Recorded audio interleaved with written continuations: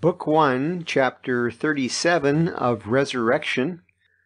That night, Maslova lay awake a long time with her eyes open looking at the door, in front of which the deacon's daughter kept passing. She was thinking that nothing would induce her to go to the island of Sakhalin and marry a convict, but would arrange matters somehow with one of the prison officials, the secretary, a warder, or even a warder's assistant. Aren't they all given that way? Only I must not get thin, or else I am lost. She thought of how the advocate had looked at her, and also the president, and of the men she met, and those who came in on purpose at the court. She recollected how her companion Bertha, who came to see her in prison, had told her about the student whom she had loved while she was with Kitaeva, and who had inquired about her and pitied her very much. She recalled many to mind, only not Nekhludoff. She never brought back to mind the days of her childhood and youth, and her love to Nekhludoff. That would have been too painful. These memories lay untouched somewhere deep in her soul. She had forgotten him, and never recalled and never even dreamt of him. Today, in the court, she did not recognize him, not only because when she last saw him he was in uniform, without a beard, and had only a small mustache and thick curly, though short hair, and now was bald and bearded, but because she never thought about him.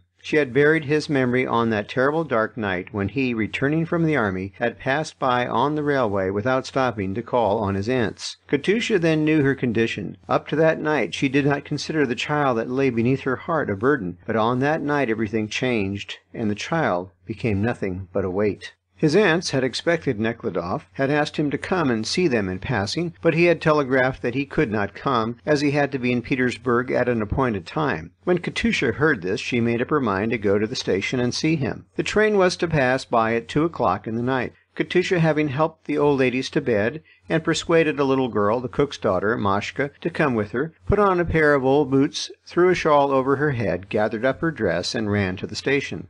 It was a warm, rainy, and windy autumn night. The rain now pelted down in warm, heavy drops, now stopped again. It was too dark to see the path across the field, and in the wood it was pitch black, so that although Katusha knew the way well, she got off the path and got to the little station where the train stopped for 3 minutes, not before, as she had hoped, but after the second bell had been rung. Hurrying up the platform, Katusha saw him at once at the windows of a first-class carriage. 2 officers sat opposite each other on the velvet-covered seats, playing cards. This carriage was very brightly lit up. On the little table between the seats stood 2 thick, dripping candles. He sat in his close-fitting breeches on the arm of the seat, leaning against the back, and laughed. As soon as she recognized him, she knocked at the carriage window with her benumbed hand. But at that moment the last bell rang, and the train first gave a backward jerk, and then gradually the carriages began to move forward. One of the players rose with the cards in his hand and looked out. She knocked again and pressed her face to the window, but the carriage moved on, and she went alongside looking in. The officer tried to lower the window, but could not. Nekhludoff pushed him aside and began lowering it himself. The train went faster, so that she had to walk quickly. The train went on still faster, and the window opened. The guard pushed her aside and jumped in. Katusha ran on along the wet boards of the platform, and when she came to the end she could hardly stop herself from falling as she ran down the steps of the platform. She was running by the side of the railway, though the first-class carriage had long passed her, and the second-class carriages were gliding by faster, and at last the third-class carriages still faster.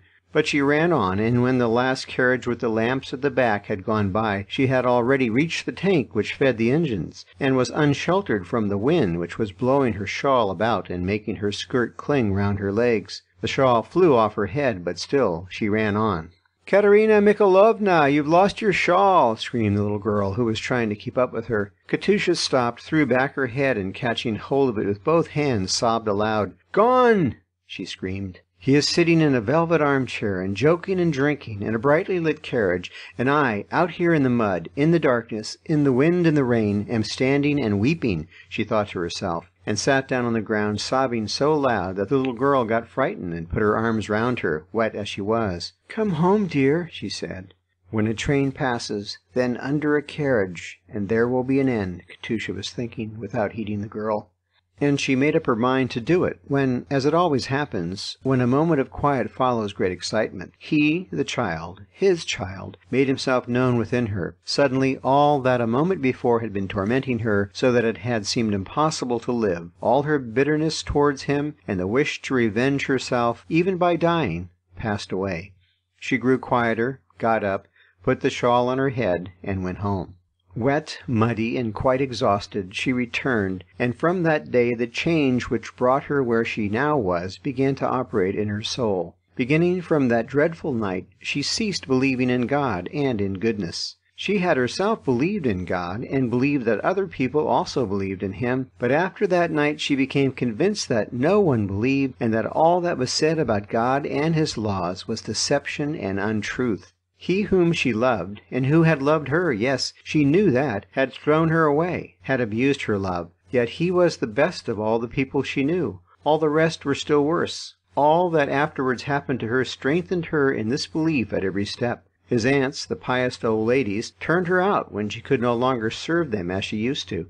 And of all those she met, the women used her as a means of getting money. The men, from the old police officer down to the warders of the prison, looked at her as on an object for pleasure, and no one in the world cared for aught but pleasure. In this belief, the old author with whom she had come together in the second year of her life of independence had strengthened her. He had told her outright that it was this that constituted the happiness of life, and he called it poetical and aesthetic. Everybody lived for himself only, for his pleasure, and all the talk concerning God and righteousness was deception. And if sometimes doubts arose in her mind, and she wondered why everything was so ill-arranged in the world that all hurt each other and made each other suffer, she thought it best not to dwell on it, and if she felt melancholy, she could smoke, or better still, drink, and it would pass. End of Book 1, Chapter 37.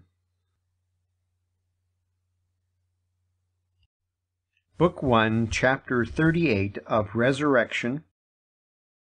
On Sunday morning at 5 o'clock, when a whistle sounded in the corridor of the women's ward of the prison, Korableva, who was already awake, called Maslova. "Oh dear, life again," thought Maslova with horror, involuntarily breathing in the air that had become terribly noisome towards the morning. She wished to fall asleep again, to enter into the region of oblivion, but the habit of fear overcame sleepiness, and she sat up and looked round, drawing her feet under her. The women had all got up, only the elder children were still asleep. The spirit trader was carefully drawing a cloak from under the children, so as not to wake them. The watchman's wife was hanging up the rags to dry that served the baby as swaddling clothes, while the baby was screaming desperately in Theodosia's arms, who was trying to quiet it. The consumptive woman was coughing with her hands pressed to her chest, while the blood rushed to her face, and she sighed loudly, almost screaming in the intervals of coughing. The fat, red-haired woman was lying on her back, with knees drawn up, and loudly relating a dream.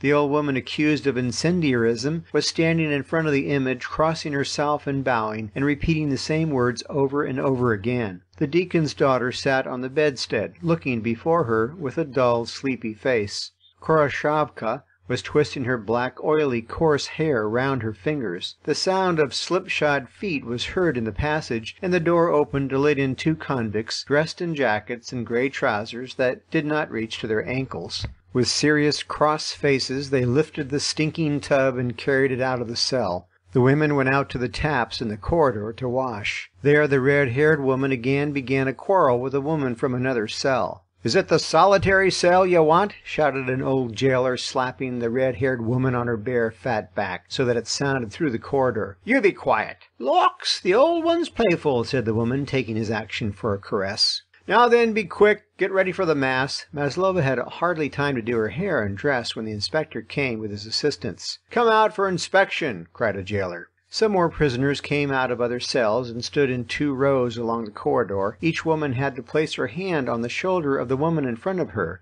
They were all counted. After the inspection, the woman warder led the prisoners to church. Maslova and Theodosia were in the middle of a column of over 100 women who had come out of different cells. All were dressed in white skirts, white jackets, and wore white kerchiefs on their heads, except a few who had their own colored clothes on. These were wives who, with their children, were following their convict husbands to Siberia.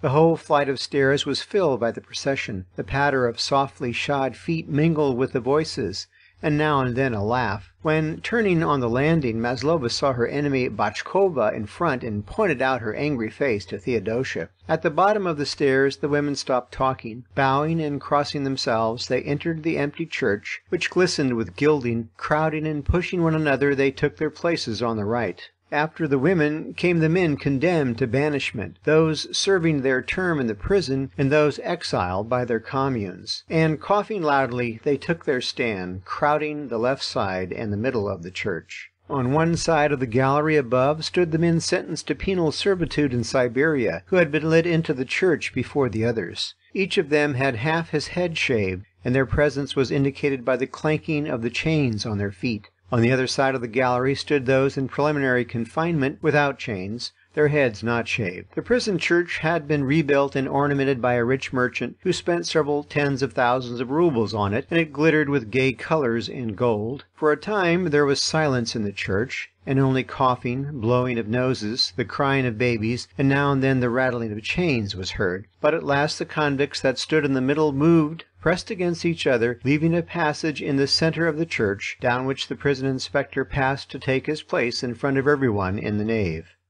End of Book 1, Chapter 38.